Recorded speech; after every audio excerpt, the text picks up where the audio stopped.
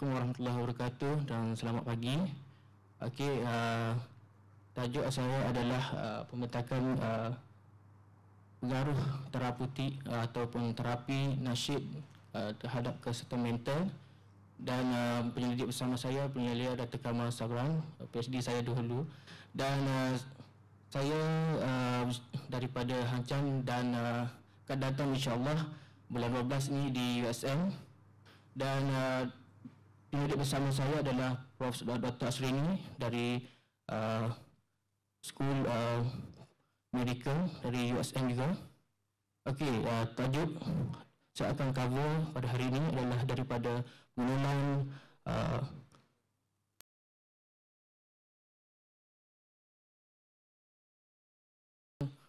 future kepada akan datang dan konklusi. Okey, berbalik kepada kesihatan mental. Pada hari ini kita lihat pada semakin hari semakin banyak kematian, depresi, dan bila kita lihat daripada tahun 2020 dari kalangan orang muda, 1 daripada 10 ingin bunuh diri, dan setiap hari tahun juga makin meningkat kes-kes depresi dan sebagainya. Dan tahun 2019 kita lihat people with mental health atau penyakit mental disorder ni 950 juta, okey, dan di dunia, okey, dan depresi kita lihat daripada 5.7% depresi rate, dan terdapat juga gap atau kekurangan daripada kajian-kajian tentang intervensi asaskan seni, especially untuk kesihatan mental. Okey, balik kepada mungkin hari semalam nasyid banyak penerangan tentang maklumat pengenalan, dan saya tak ingin ulas banyaklah tentang nasyid ni sebab dah banyak penyelidik yang sebelum ni tentang nasyid yang lahir pada 1990 yang paling boom lah di Malaysia.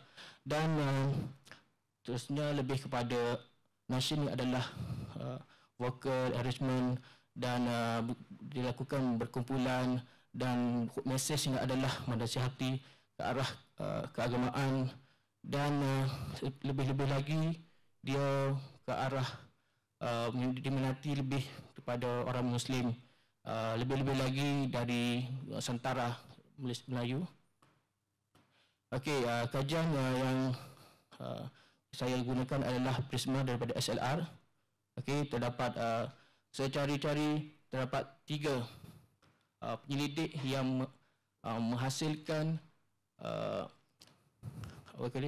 nasyid ke arah kesihatan mental. Sebelum kebanyakan adalah ke arah dakwah, pembelajaran, pendidikan. Okey, daripada penyelidik terlihat dari yang pertama adalah Abdul Kadir dari UiTM, ada Biomedical Research Lab. Dia menghasilkan test kepada pelajar degree, okey, daripada Fakulti Electrical Engineering menggunakan EEG connection. Dibuat perbandingan antara nasyid dengan rock, okey. Jadi sebelum dan selepas kita lihat nasyid lebih efek daripada rock untuk kesihatan mental, dan lebih relax, bertenang, dan kita boleh lihat dia menggunakan beberapa protokol seperti adalah perbandingan antara nasyid dan juga rock, dan menggunakan material EEG, okey, connection. Okey, seterusnya ada penyelidik dari Maidin, okey, Universiti UMS, okey, dia menggunakan teknik atau metod analisa daripada komen dari YouTube. Ada beberapa, ada 5 lagu, antaranya adalah Raihan, Di Assalam, Arwah, Mahizin dan Yasilana. Daripada kelima-lima ni, mungkin dah dengar lah sebelum ni. Yang ni adalah daripada komen YouTube, diambil daripada YouTube. Dia ada view yang yang paling kurang adalah 1,000. Okey. Dan daripada penilaian menggunakan tematik, okey, daripada kajian literatur dan juga komen daripada pendengar di YouTube ni. Jadi dia dapat beberapa tema, okey. Antaranya adalah ketenangan, mesej dan juga psikologi, okey, komuniti dan sebagainya. Okey. Jadi kajian ini adalah menggunakan sebagai guide untuk kita mendengar daripada kumpulan, dan sambil-sambil dia analisis, dia juga dengar sambil tutup mata. Okey, teknik dia. Dan juga lirik-lirik daripada album atau lagu yang dengan nasyid yang diberikan. Mungkin saya dengar sedikit, mungkin yang saya dengar, okey, tak apa. Okey. Assalam.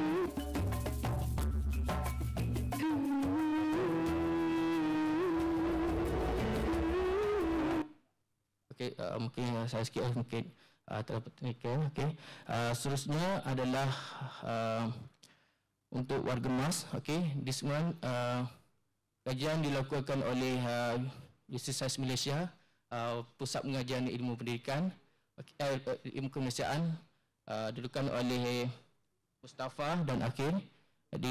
Dilakukan di Pusat Jagaan Warga Emas Muslim, okay, di Seberang, Pulau Pinang.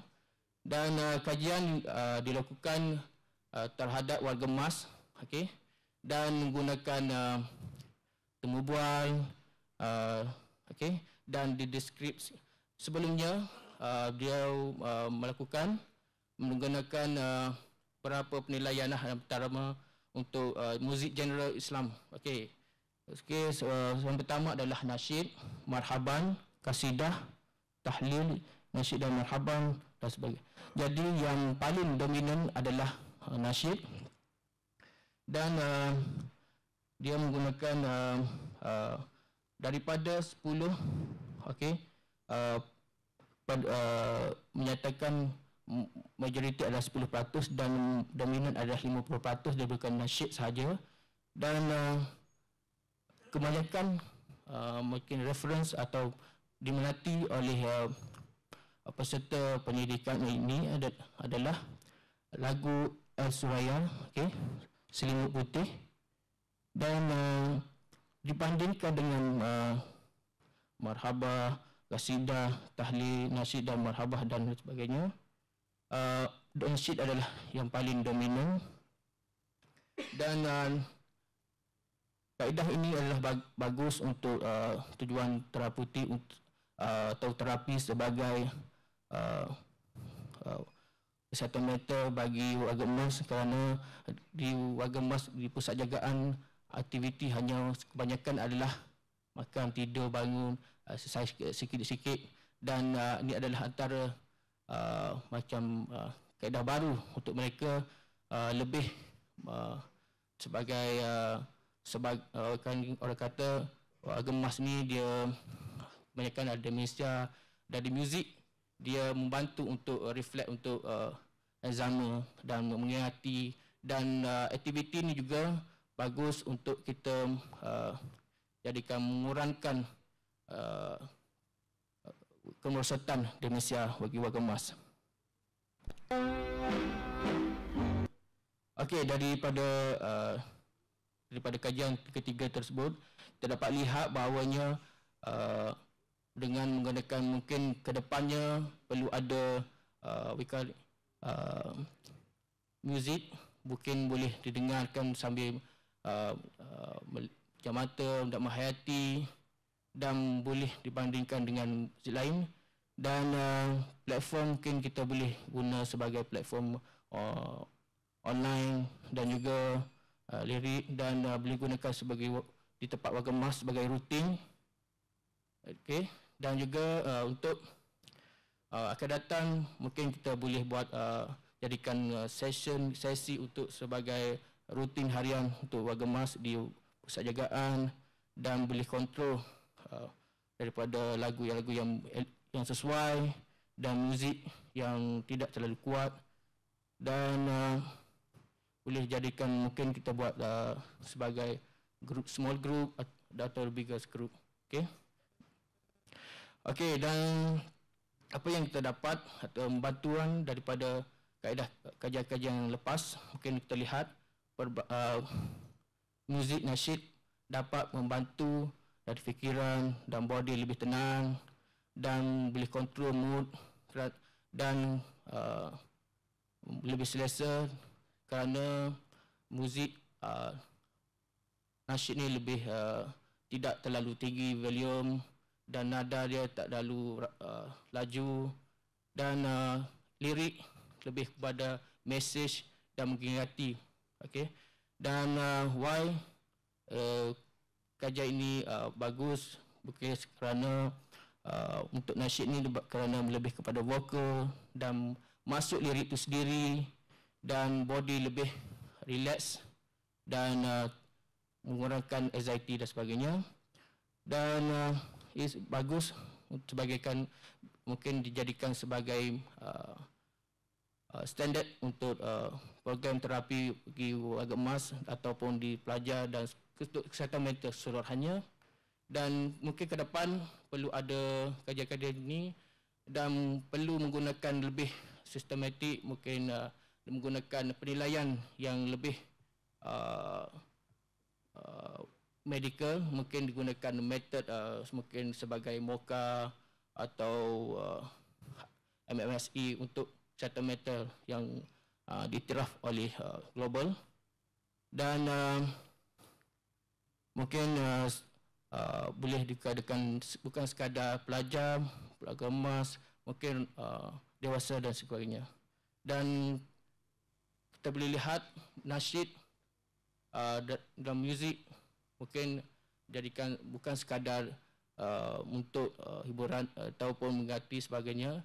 Dia juga low cost, dan boleh juga mungkin kita boleh buat untuk sebagai pilot study dan sebagai cultural dan selamat. Dan rekomendasi untuk kedepannya, mungkin kita boleh buat testing di tempat-tempat lain, bukan sahaja di persagaan, mungkin kita buat di hospital, di kelas dan sebagainya, dan menggunakan measurement yang betul, nilai yang betul. Dan kerana nasyid bukan untuk sebagai Malaysia, Indonesia, mungkin kita boleh expand lebih kepada ASEAN country, dan lebih luas, lebih-lebih lagi di alam Melayu. Dan kesimpulan, nasyid adalah secara konsisten kita lihat banyak kelebihan dari segi psikologi, emosi dan sebagai spiritual. Dan dia boleh dia fleksibel, kita boleh test berbagai tempat. Tadi kita lihat dari online, di kelas, test untuk pelajar dan warga emas. Jadi boleh pergi kepada klinik komuniti dan digital. Dan kajian ini adalah ada antara boleh mengisi kelompongan untuk test warga emas. Dan implement mungkin terapi ini mungkin suitable untuk sebagai test untuk mungkin sebelum ni adalah final small populasi. Mungkin kita boleh pergi besar lagi, mungkin lebih kuat dengan bukti-bukti saintifik. Dan nasyid juga boleh membantu untuk lebih kepada membantu cultural dan mental health support untuk Malaysia. Terima kasih. Terima kasih Dr. Ashraf. Kita buka ruang untuk soalan. Ada sesiapa yang nak bertanya? Kita yang bagi soalan tetap belum bangun agaknya. So kita tak hafal sangat, tapi tak apa. Saya ada satu soalan. Kalau tengok tadi kebanyakan kajian tu dia kepada mereka yang mendengar kan. Ada tak mungkin kalau tak ada kajian pun mungkin pandangan sendirilah. Kesan muzik macam nasyid, marhaban dan sebagainya ni kepada pelaku, macam kita tengok ada makcik-makcik mamak kita join grup kasidah berjanji dekat kampung kan. Ada tak kesan yang baik kepada mental health diorang kalau diorang sebagai pelaku? Okey, sebagai pelaku kita boleh lihat dia aplikasi sendiri dan saya rasa aplikasi mendengar aplikasi lebih baik kerana berdasarkan pengajian yang saya buat contoh yang saya aklum, saya buat aktiviti bukan sekadar mendengar bunyi aklum, tapi impact dia boleh menyeluruh daripada kalau makcik-makcik kalau warga emas sebagai contoh, dia perlu ada aktiviti sebagai exercise dan juga menggerakkan semua body. Jadi bukan sekadar mendengar, dia boleh dapat double aktiviti sekali, fizikal dan juga psikologi. Okay. So tak ada soalan Kalau tak ada soalan, kita terus ke pemerintahan seterusnya. Terima kasih banyak Dr. Ashraf. Assalamualaikum warahmatullahi wabarakatuh. Selamat pagi semua. Okey. Kembali kita. Jangan risau. Slide tahun ni saya pendekkan, tak seperti 2 tahun sebelum ni ya. Baik. Terima kasih kerana hadir pagi ini. So kita akan pergi kepada bagi saya satu konsep. Kita nak bincang ataupun saya nak kemukakan satu konsep ataupun teori yang mungkin kita boleh ambil as a sound designer, as a artist, as a nasyid practitioner and so on, dan juga kepada mereka yang berada di sesuatu tempat institusi, contohnya di kediaman kita panggil kawasan-kawasan yang berpotensi untuk menjadikan terapi. So ini berkait dan memberi manfaat insya-Allah. Baik, saya teruskan. Jadi dah diberitahu bahawa from devotion to atmosphere, saya akan mengeksplorasi nasyid ni. Dia mungkin berpotensi sebagai ambient sound yang memberi kesan terapi ataupun relaxation dan juga spiritual context. Okey.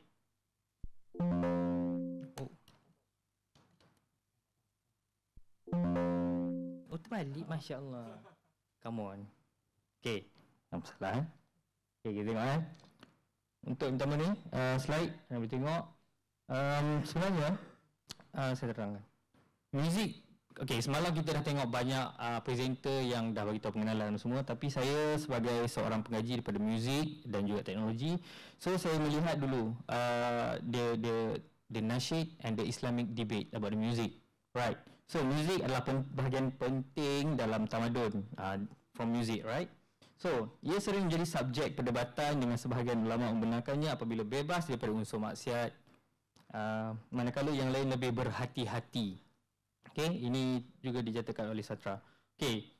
So, dalam konteks ini, nasyid ataupun nasyid, banyak paper yang saya jumpa dalam kita panggil laman sesawang, kita tengok nasyid, N-A-S-H, telah tengok dunia ejaan.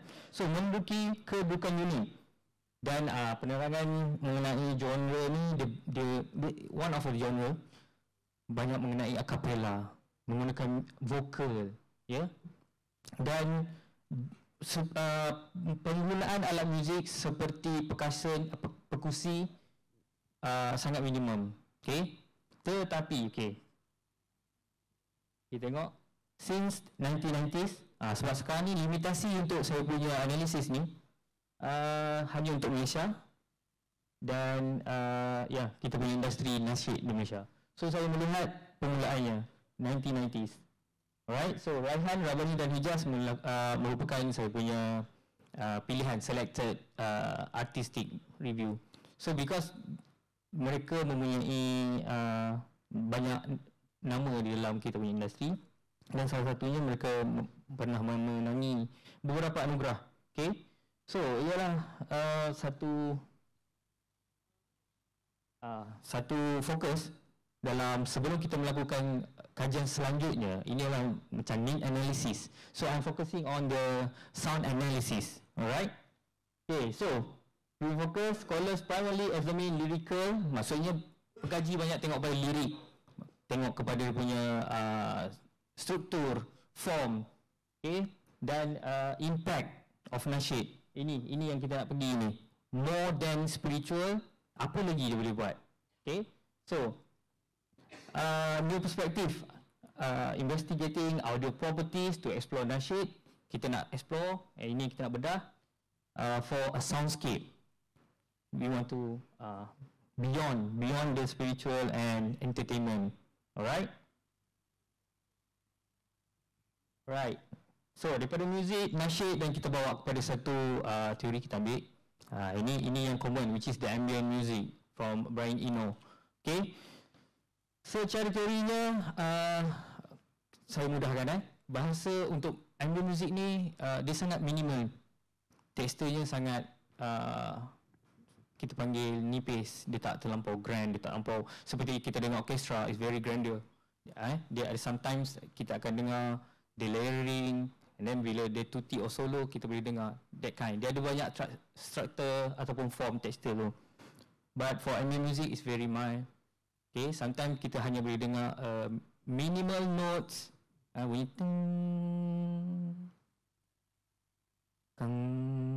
very minimal. So they have a gap. You give us some space. Okay, macam sekarang ni kalau saya berhenti cakap, semua akan diam. Semua akan fikir sekejap, ni boleh tak cakap kan? Macam tu lah. So it give us time. Alright. Dia membuka satu kita panggil parasympathetic. Lepas ni saya tunjuk satu lagi. Okay, so boleh tengok ambient music emphasize atmosphere over structure. It's designed to enhance our environment rather than demand attention. Because kalau kita pergi kepada music industry or commercial, it's an entertainment. Kita ada subjek, and we as an audience, kita kena fokus ataupun kita akan difokus, dipaksa untuk melihat. Okay, so kita masa tu memang dia ataupun the artist, the performer, dia akan berikan the play, they sing and everything. So that is like entertainment value yang memerlukan perhatian. Boleh ikut saya? Nampak? Okay. So kalau kita kata dengan ambient music or soundscape and everything is about the space, environment. Sometimes benda tu ada kat belakang, tapi kita boleh bersembang dengan sesiapa pun, ataupun kita boleh refleksi, kita boleh dengar bunyi yang lain. Contoh ada bunyi aircon, ada bunyi kereta api lalu. Right? So kita akan fikir sesuatu, kita akan relax maybe. Ada orang akan tidur, ada orang akan berjaga. Alright, so that is the ambient music and we call as a soundscape.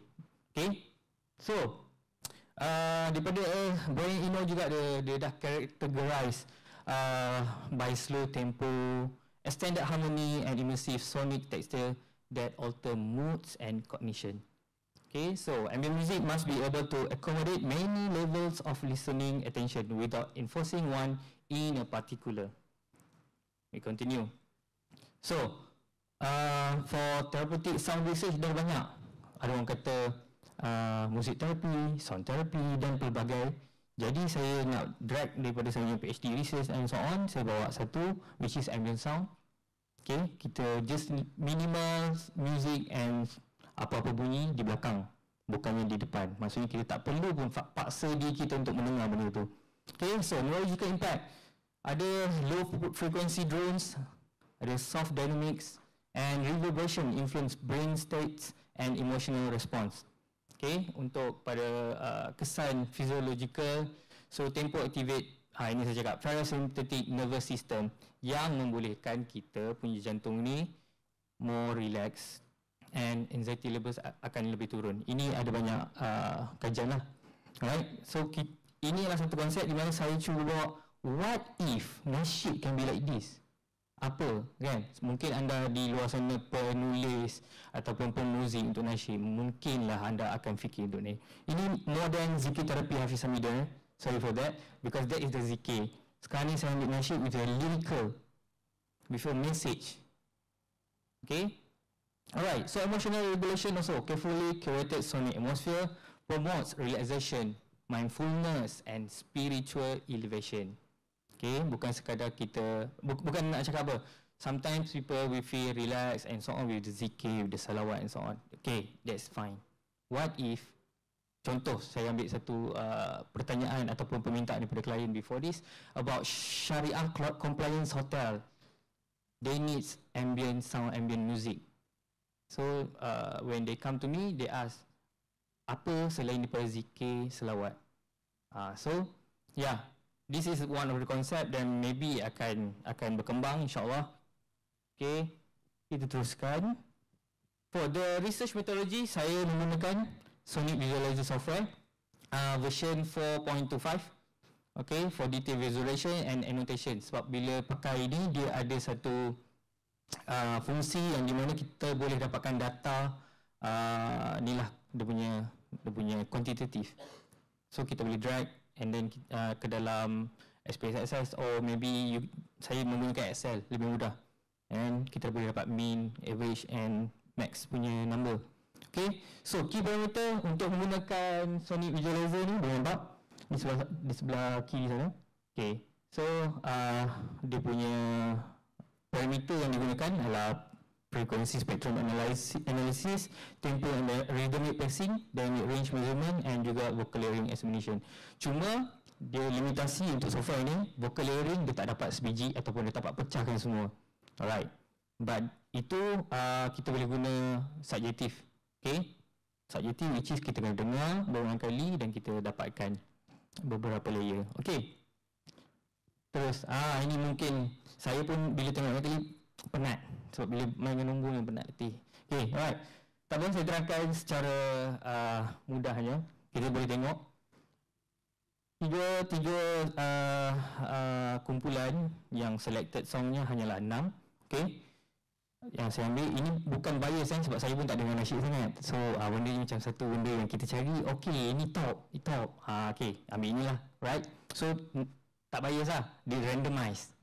The bias tu bila aku nak letak lagu saya tadi, aku nak lah. So that kind of thing tak berlaku untuk this kind of makalah. Jadi saya tengok untuk beat per minute tempo untuk bagi lagu As-Salatu Wassalabi around 109 to 30. That's the minimum. Okay, for this software dia akan tengok the minimum tempo, the maximum, and then kita akan dapat dia punya average. So average ni yang selalunya the final.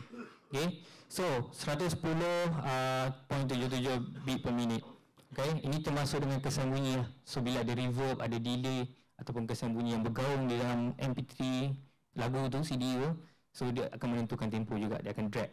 Okay, and then Rabbani okay, untuk conversion kat sini kita tengok all tracks maintain, dia sebenarnya average 60 to 120 BPM. Dan optimal for realization contemplative listening, berkemungkinan, this is not empirical evidence. Alright, and then the pitch, the hertz yang dikira oleh komputer ni, di analisis, dia mengatakan bahawa average 221, 217, so mostly is below 300. Alright, so saya cuba untuk terangkan, banyak kajian yang mengatakan okay, the 432 hertz is a good hertz for us. It can balance our parasympathetic and make us relax and so on, banyak benda tu. Tapi dia tak 100% terbukti sebab kita tak test macam with yang Dr. Ashraf tadi. Saya macam sama dengan dia kan, dia ada electrographic and so on, so you have to put macam-macam sampai ke telinga semua cucuk kan. Okay, so benda tu tak ada yang very empirical. Alright, maybe semua orang macam saya juga, macam conceptual lah, kita what if kan. Okay, so kita boleh teruskan benda tu pada satu masa dan insyaAllah kalau kita semua melihat lebih pada sebagai nasyid mungkin sebagai hiburan dan lebih daripada itu, kita boleh pergi ke tempat seperti inilah. Okay, relaksasi, ketenangan, mencari spiritual. Okay, alright, seterusnya. Ini key sonic characteristic dia punya outcome. So moderate pacing, ada dynamic flow, smooth modulation with gradual crescendo prevent, dia banyak main dynamic, and mostly about the vocal layering. Okay, tetapi kalau tengok kepada 3 kumpulan tadi tu, start from Hijaz, dia dah more percussions, more music instrumentation kat dalam tu. Okay, and to be biased, ni baru saya cakap bias. To be biased, Raihan and Rabbani, for me, it is more relaxing from starting from the Hijaz, because maybe because of the instrumentation, the rhythmic, more fast and so on. Okay, right. So mungkin kita akan boleh provide for the counselling spaces this kind of things, this kind of outcome product. Background sound that promotes calmness and emotional regulation while maintaining cultural authenticity. Dan healthcare environment macam Dr. Ashraf cakap tadi, kita boleh bagi pada hospital, maybe waiting room kan, sementara menunggu, mana dah tahu. And for the spiritual settings, immersive yet non-intrusive auditory texture that enhance contemplative practice. Okay, so future implication, kita akan bridge sebenarnya. Kita nak bawa ni benda ni bukan sekadar penghibur, bukan sekadar pembuat release dekat digital platform, hari ni dengar 6 bulan kemudian habis. No, not like that. Maybe it can be something new and bermanfaat. Baik, terima kasih. Habis dah kot?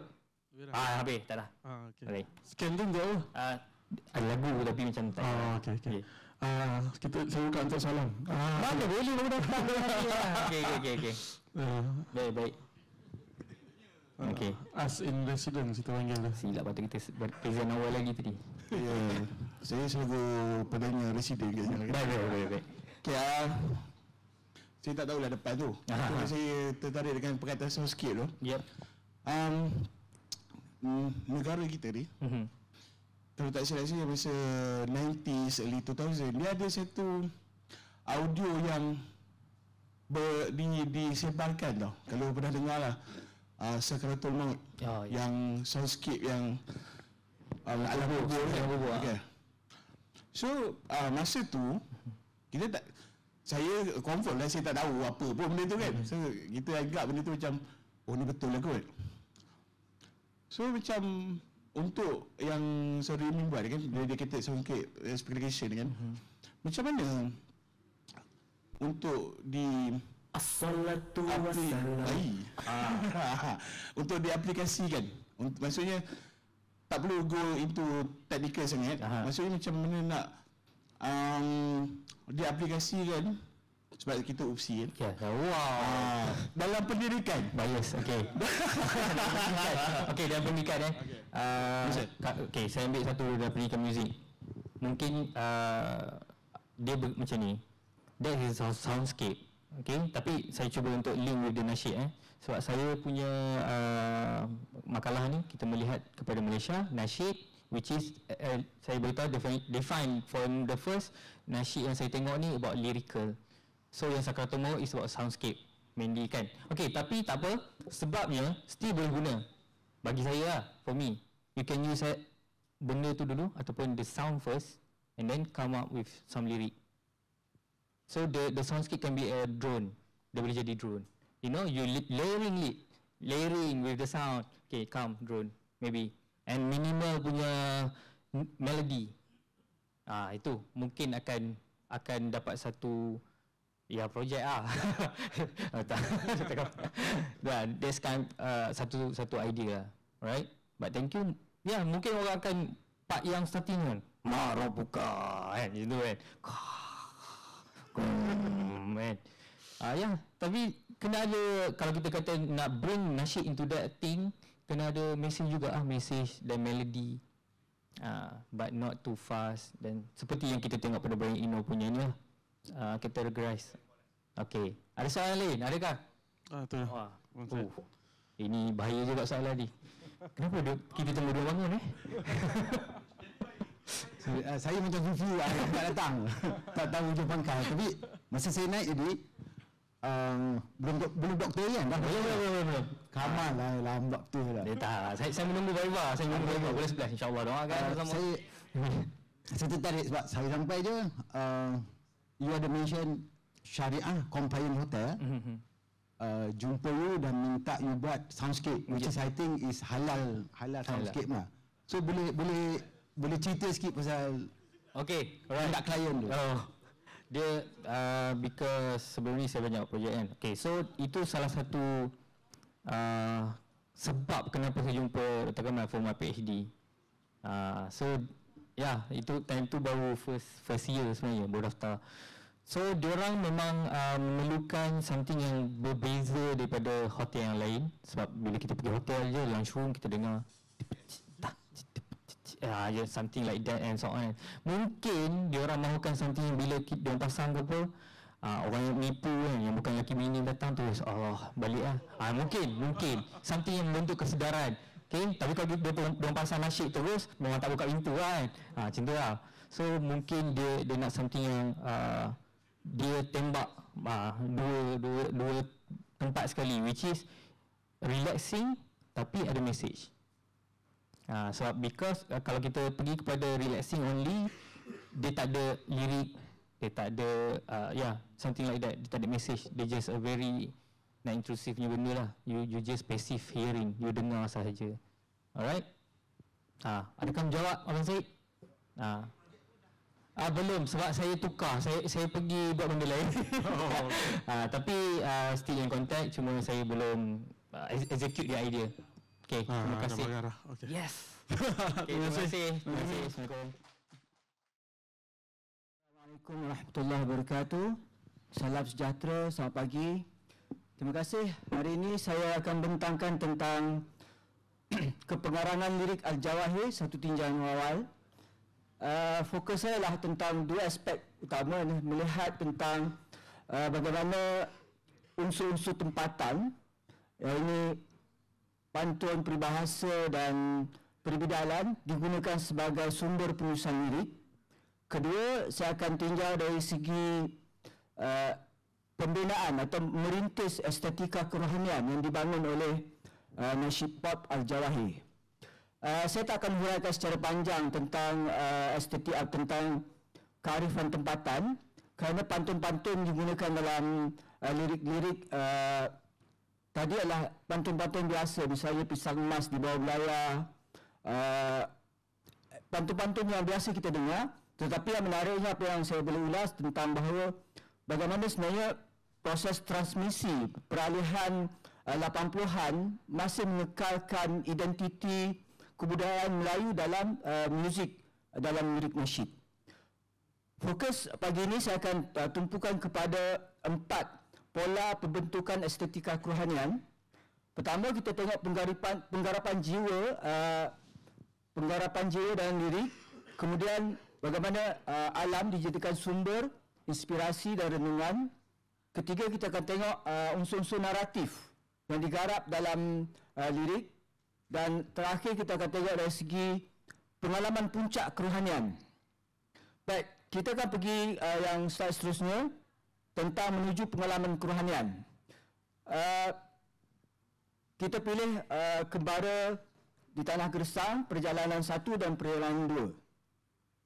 Kalau kita tengok dalam Kembara di Tanah Gersang, dia adalah satu bentuk permulaan langkah, ujian dan kesunyian, ataupun dalam bahasa Sufi disebut sebagai tahalli. Kemudian dalam perjalanan dia lebih kepada suasana pertengahan, penuh rintangan dan godaan dunia. Kalau kita tengok dalam perjalanan 2, dia dah mula kepada proses awal untuk dapat kemuncak pengalaman kerohanian penuh dengan pengharapan kepada akhirat. Kalau kita tengok Kembara di jalanan, Kembara berjalan sendirian, mencari jalan pulang, bilakah masa embun akan menjelma. Baik, kalau kita tengok snikatan tadi, mencari jalan pulang, itu satu bentuk gambaran tadilah, gambaran permulaan perjalanan dalam perjalanan sufistik. begitu juga kalau kita tengok ulasan untuk lagu kedua, ini perjalananku sangat jauh meletihkan, siapakah mengasihani, semangat untuk mencarimu, wahai hati suci. Baik, kenapa digunakan perkataan hati suci? Hati suci adalah dalam term Sufisme tentang mengenal diri. Hati suci maknanya hati yang paling dalam. Itu konteks yang nak dimaksudkan oleh lirik tadilah. Baik, kita tengok lirik ketiga. Lirik ketiga ni menarik sebab dia memberikan gambaran. Kalau kita dengar lagu Perjalanan 2, suara Nasir dan suara Al-Jawahir, dia sebenarnya hubungan guru dan murid.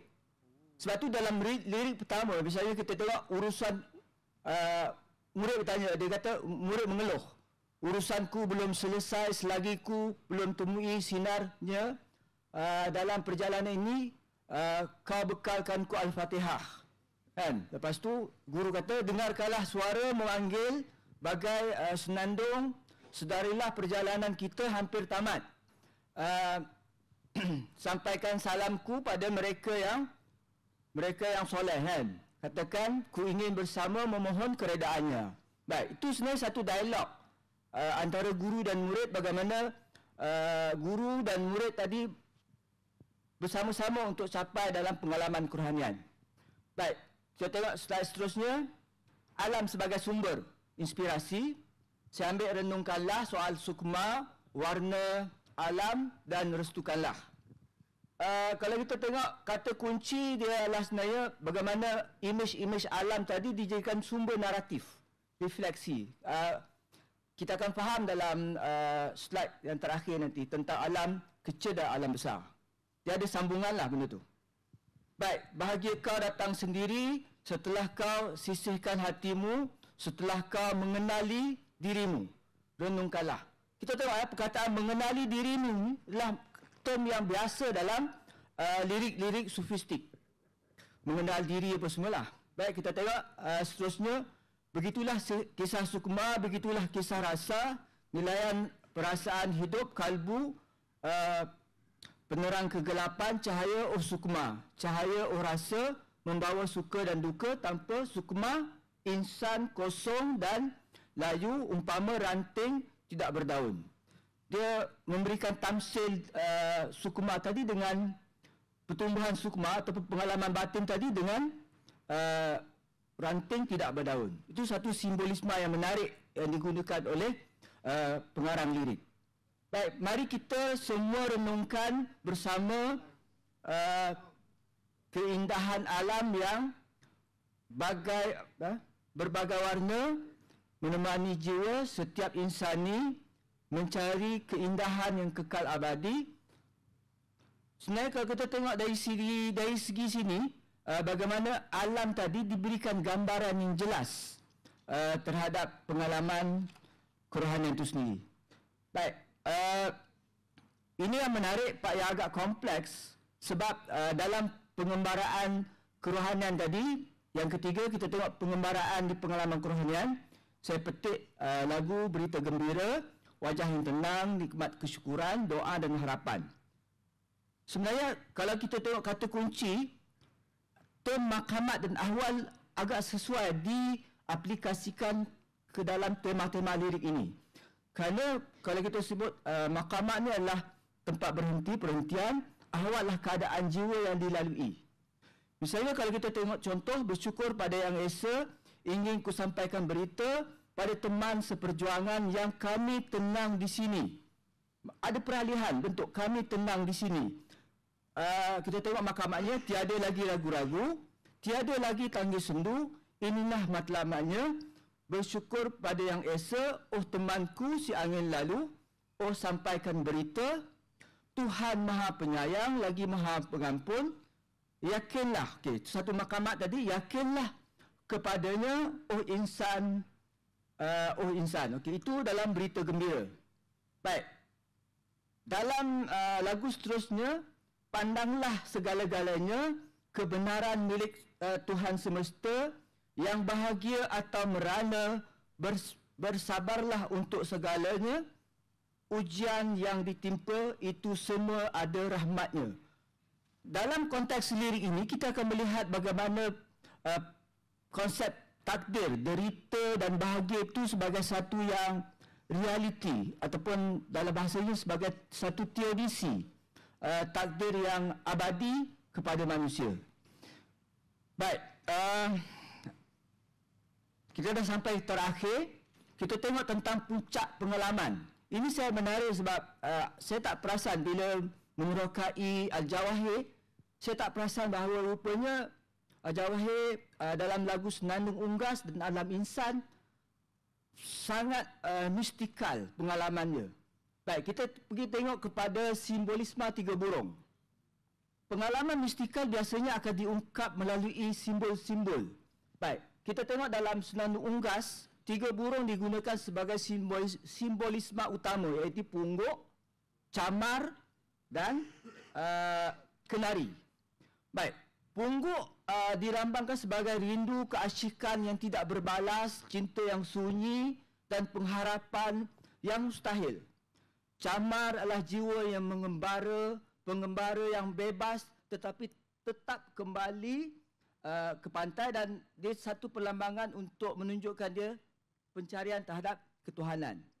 Kenari suara batin, jiwa yang halus, suara hati yang tidak didengari.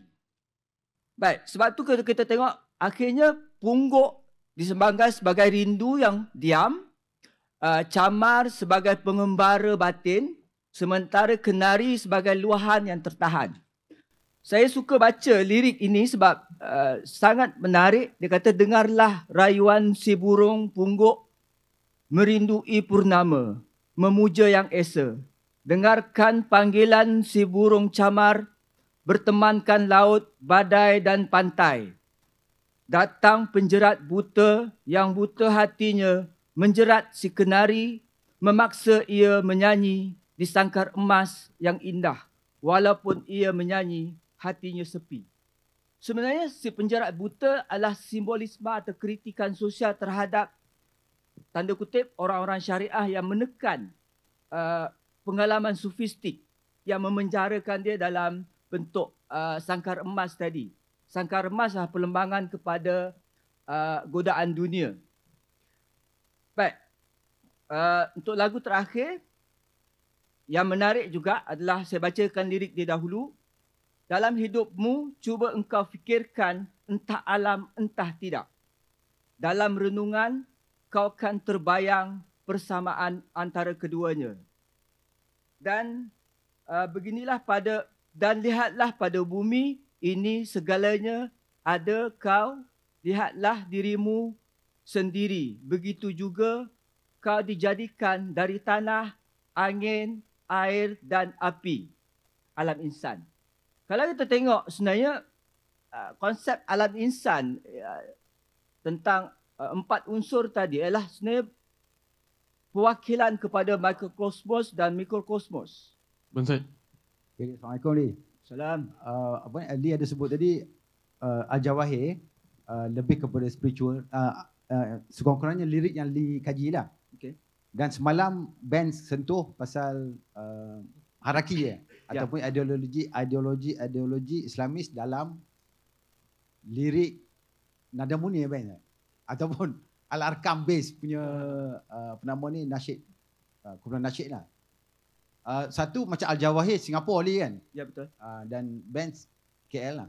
Adakah latar tempat dan masa kedua-dua ni ataupun at least penulis lirik Al-Jawahir dan juga penulis lirik Nadamundi dan sebagainya menyebabkan ada perbezaan antara fokus dalam lagu-lagu dia orang antara Sufism dan juga Islamism? Ya, memang pasti. Sebab begini, kita seorang pengarang, penulis, dia tidak lahir tiba-tiba. Dia ada mesti latar pembacaan, latar interaksi sosial apa semua kan. Dan sebenarnya pasal nada murni mungkin orang lain boleh ulas latar dia begini, tetapi konteks Al-Jawahir adalah 80-an dan sebenarnya 4 album Al-Jawahir, saya ambil 5. 4 album Al-Jawahir adalah penerbit dia M. Nasir.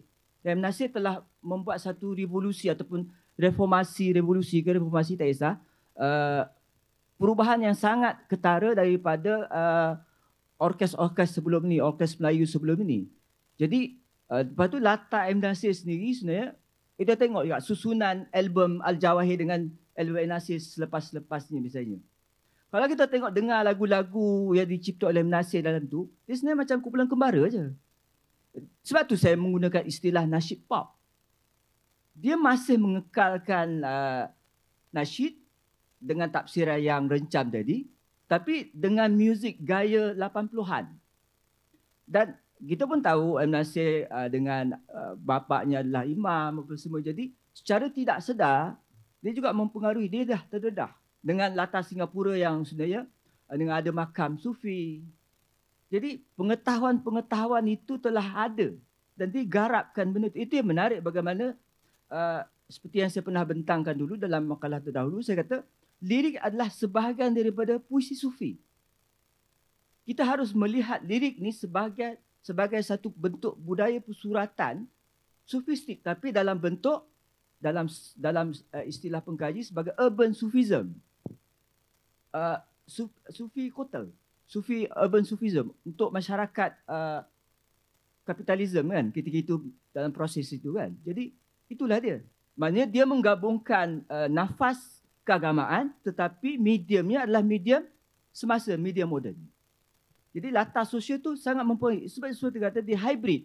Dia ambil juga elemen kemelayuan, pantun peribahasa Melayu, garap dalam lirik. Sebahagian kalau ada satu lagu yang dalam makalah, dia seperti rubaiyat. Tetapi kekalkan cara gaya penulisan lirik moden. Okey, masa pun dah habis. Tak sempat ambil soalan lain. Terima kasih banyak, Rosli. Okay, Assalamualaikum dan selamat pagi. Saya suka pegang mic because daripada kecil saya memang gila mic. Nasyid je saya tak boleh masuk because ustaz saya kata image tak sesuai. Okay, jadi ini merupakan satu kajian. Kalau saya boleh backtrack sedikit, semalam rakan saya Haji Hamzah Muhammad Tahir telah membentangkan tentang nasyid-nasyid wanita. Actually, itu kami punya dasar punya kajian. Saya minta maaf lah kalau saya termix bahasa. While we're working on it, kami sedar that Datuk Sharifah ini actually ada vast collection of religious songs. So kita pecah dua dan kita hantar 2 paper kerana sebagai manusia kami memang tamak. Jadi hari ini kita akan melihat tentang koleksi lagu-lagu religi yang telah dirakamkan oleh Bidawatan Negara Datuk Sharifah ini. Sedikit pengenalan, because kita ada BBNU kan, kita kenal Sharifah ini tu siapa. Okey, boleh dianggap sebagai satu-satunya penyanyi solo popular atau penyanyi genre komersial yang mempunyai koleksi rakaman lagu-lagu religi yang bersifat kerohanian dan kemanusiaan. Alright.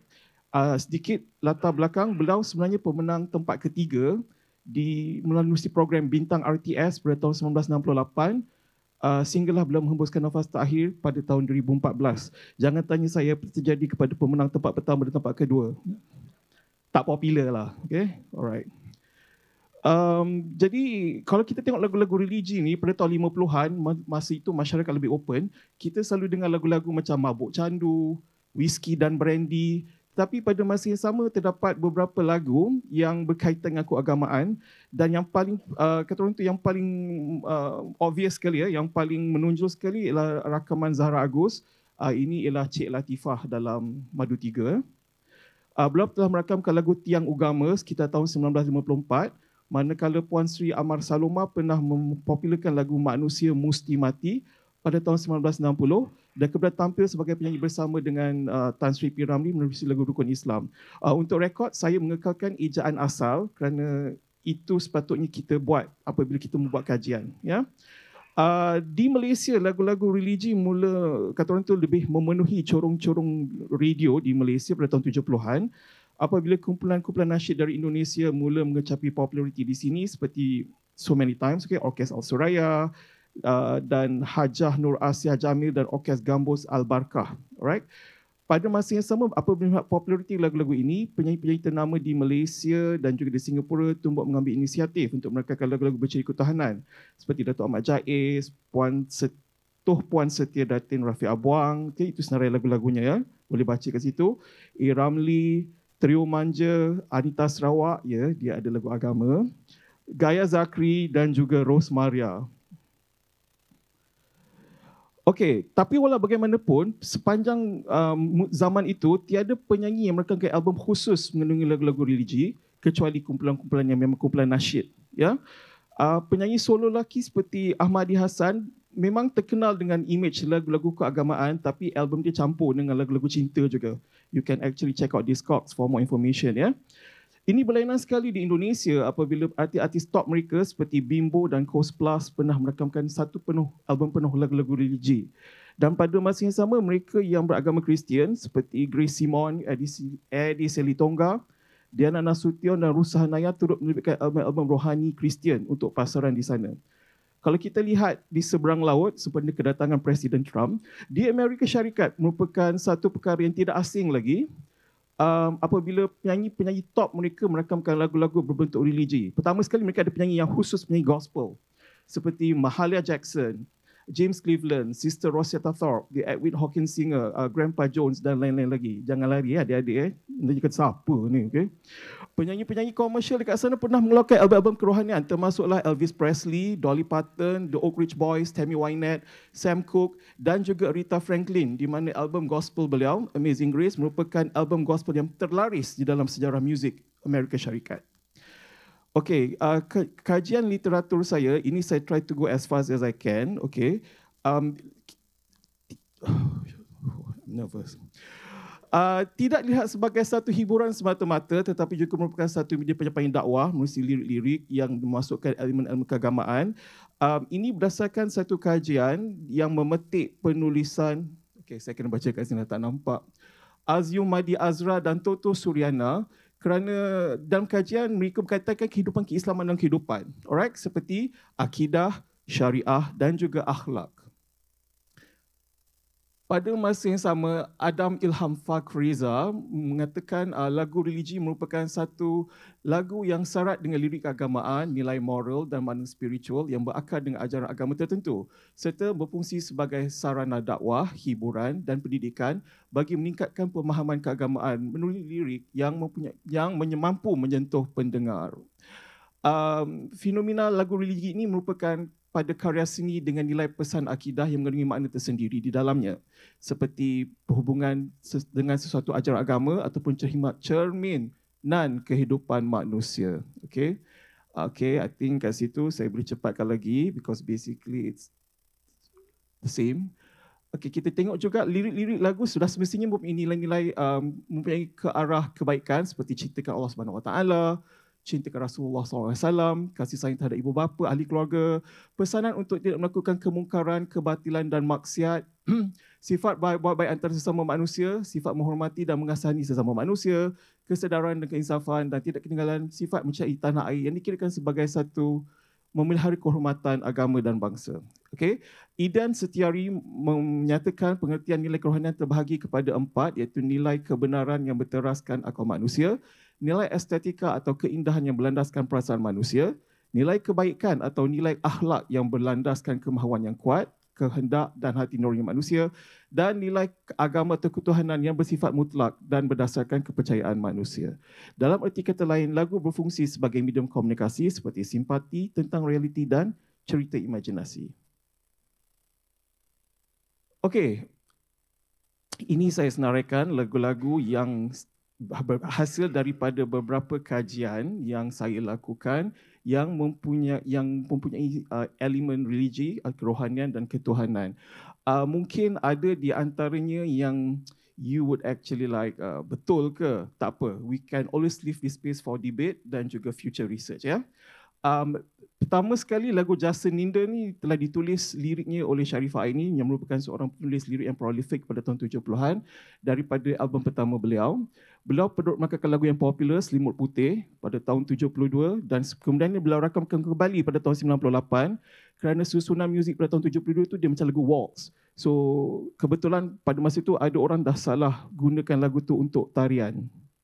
Ya, yeah. So, ya. Yeah. Lagu-lagu lain mungkin juga anda pernah dengar seperti Inikah Manusia, Dalam Keluhan Dara-Dara, Kasihnya Ibu yang pernah dirakamkan oleh P. Ramlee, Hari Yang Mulia merupakan lagu Hari Raya. Dan juga lagu Siti Payung versi Sharifah Aini. Seterusnya, Pandangan Tentang Hidup juga pernah liriknya ditulis oleh Sharifah Aini. Inikah Balasannya, Sharifah Aini juga tulis lirik. Cahaya Keinsafan, liriknya ditulis Ismail Harun. Kalau siapa nak tahu, lagu Cahaya Keinsafan ni merupakan lagu asalnya ialah Seasons in the Sun. Okay, yang lebih popular dengan masyarakat Malaysia dengan kumpulan Westlife. Beliau ada album tajuk Cahaya Keinsafan, but kalau you tengok cover album dia, it's a 70s, so tak ada kena-mengena dengan tajuk. You'll be very surprised. Mak Inang Pulau Kampai, sebuah lagu tradisional, juga dipilih daripada album Cahaya Keinsafan. Lagu Rahsia Hati daripada filem yang tak bagus, Rahsia Hatiku. Okay. Ni orang-orang filem boleh setuju dengan saya. Dan juga lagu Kepulangan Ayah. Okay. Juga dipetik. Lagu Kepulangan Ayah ni pun dia rakam balik di dalam album Irama Cintaku kerana beliau kurang berpuas hati dengan mutu rakaman daripada EP Permintaan Terakhir Rahsia Hatiku. Kisah yang lalu, lagu hits yang sebenarnya Sharifah ini tak berapa suka walaupun dia tulis lirik. Okay? Something happened. Dan Impian Tercapai merupakan saduran daripada lagu K Sera Sera yang dipopularkan oleh Doris Day. Okey, kita tengok ada banyak lagu lagi. Beliau pernah terlibat dengan projek album cerita Pak Belang Kena Temberang dan Kancil Menolong Kerbau. Jadi merakamkan 2 buah lagu iaitu Sang Kancil dengan Buaya dan Sang Kancil dengan Harimau. Seri Mersing dan Tinggallah yang dipetik daripada album Sharifah Aini 1976.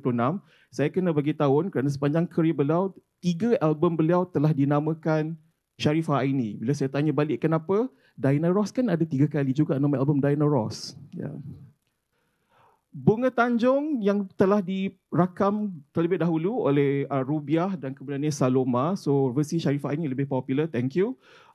Inilah laguku dan beliau rakamkan balik pada tahun 94. Bila saya tanya kenapa, dia kata just because. Lagu Mama yang pernah dipopularkan oleh Titik Puspa dan juga lagu Keluhan Hatiku, sebuah lagu Arab yang telah diberi lirik oleh Sharifah Aini. Pada album Inilah Laguku ni antara album yang paling popular, mendapat gold disc. Okay. Why are you?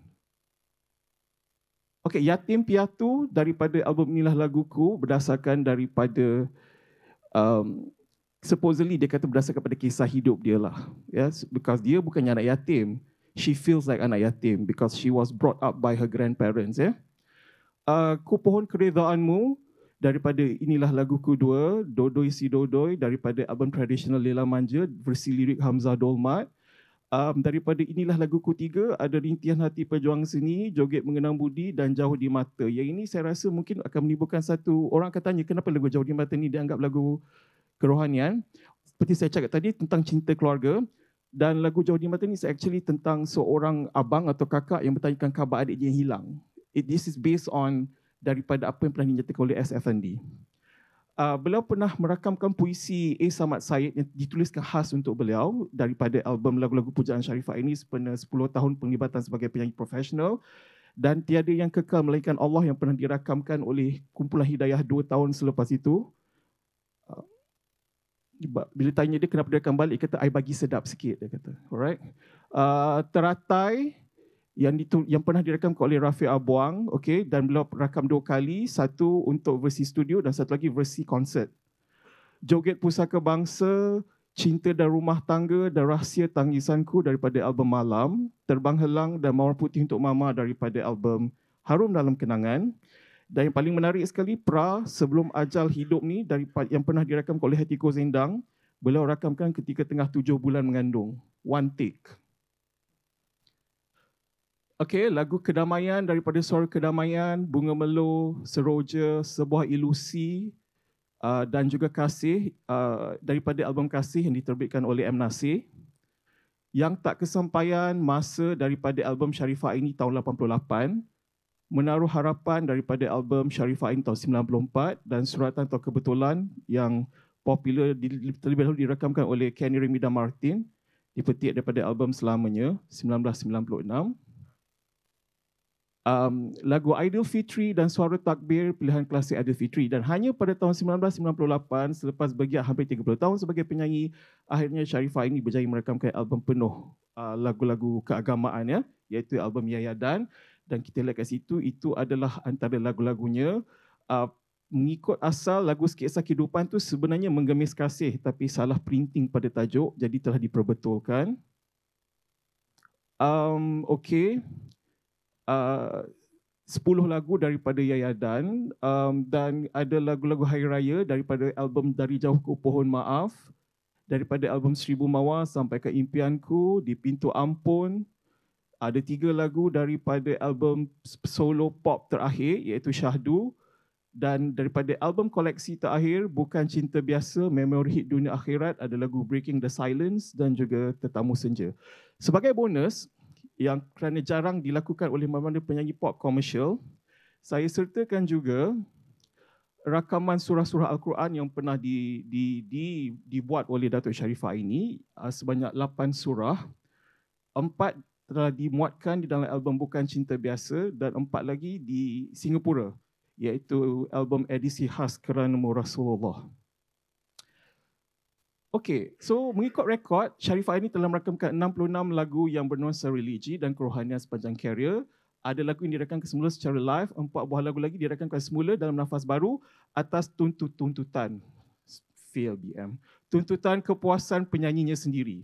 Terdapat 15 buah lagu lirik dituliskan oleh Sharifah Aini kerana pada awal kerja beliau merupakan seorang penulis lirik yang prolific, seperti artis-artis sezaman beliau, seperti Rafiq Abuang, Sarina Hashim dan Ismail Harun. Kerana pada masa itu, if you wrote your own lyrics, you'll get more money secara lump sum. Yeah?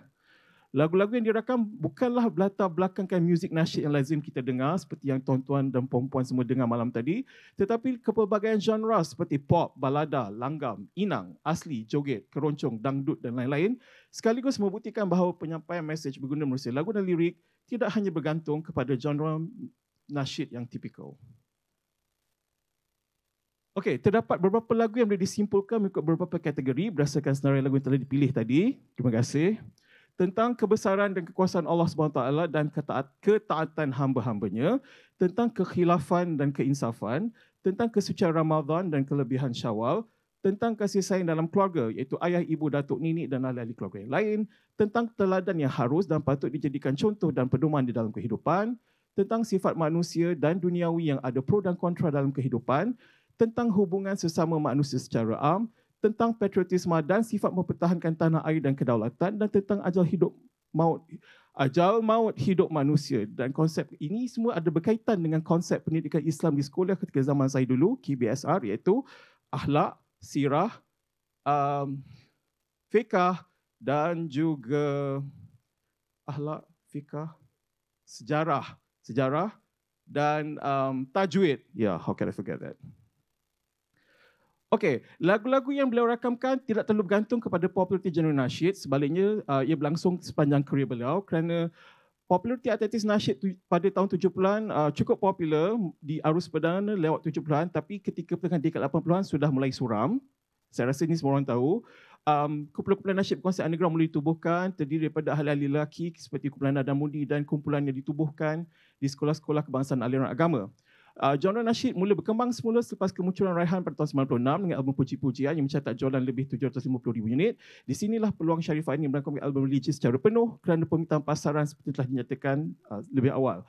Sekadar perbandingan, penyanyi-penyanyi sezaman Sharifah ini jarang atau langsung tidak berpeluangkan merakamkan lagu-lagu religi sepanjang karya mereka, sama ada di atas pilihan sendiri ataupun mengikut telunjuk pengurusan syarikat rakaman naungan masing-masing. Oleh demikian, pengiktirafan biduanita negara yang dianugerahkan kepada beliau oleh Papita dan diiktiraf oleh Kerajaan Malaysia pada tahun 2006 amat sesuai di atas bakat nyanyian yang cukup versatile. Okey, ini adalah bibliografi hasil daripada kajian. Okey, sebelum saya mengakhiri sesi saya. Okey, saya minta kalau kita boleh sedekahkan Al-Fatihah kepada Datuk Sharifah.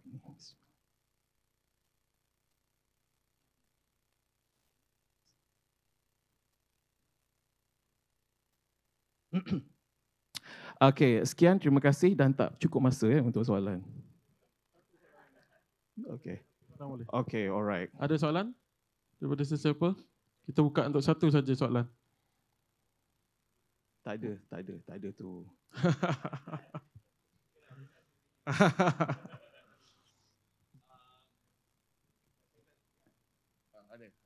Hello, Assalamualaikum.